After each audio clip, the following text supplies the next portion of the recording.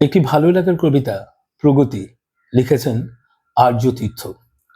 জানেন, মস্তি কথাটাতে না বড় বেশি মদের গন্ধ এখন। হাসের হাসা চলে গেছে সেলফির পাগলামির দখলে। মন খুলে বিনা ফোনে কথা বলা অবলুপ্তি পথে। আর ভালোবাসা তো রং বেরঙের ইমোজিরা চুপচাপ কথা বলে। এসবই যদি প্রগতির দাবি হয়, তবে আমায় রেহাই দাও সভ্যতা। আমি এই বসে পড়লাম, এগুলোর কষ্টই আর করব না। কতটুকু বদলেছ তো বলো তো দিনকাল। এই যান্ত্রিক যুগে ধর্মের দোষে খুন হয়ে যাচ্ছে অহরহ ছাপোষাকেও।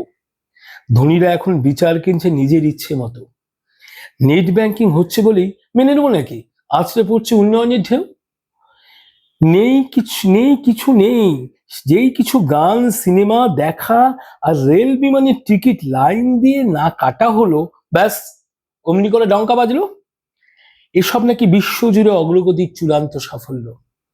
চায়ের দোকানের স্থাবর আড্ডাগুলো মরে গেল সিসিডির চাপে। ডিপিতে লাইক দিতে দিতে বান্ধবীর ত্রিমাত্রিক অবয়ব আজ বিস্মৃত পায়। ঊর্ধ্বমুখী বন্ধু তালিকার জবাবিতে পাশের সিটের নিত্য সহযাত্রীর নামই জানি না। সামনে ডাইনে বামে পিছে নয়, বেশিরভাগ মানুষই এখন নিচের দিকে তাকায়।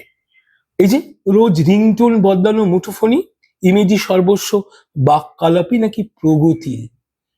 এটাই নাকি প্রগতি। একটু বাঁধ খেয়ে গাই, হ্যাঁ হ্যাঁ ভাই একটু বাড়ি বাঁধ খেয়ে আমাকে এই গাড়ি থেকে নামিয়ে দাও। আমি নেমে যাবো এই গাড়ি থেকে।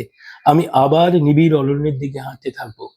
নিবিড় অরণ্যের দিকে আমাকে নামিয়ে দাও। আমি আবার হাঁটতে থাকবো নিবিড় অরণ্যের দিকে। নিবিড় অরণ্যের দিকে। নমস্কার।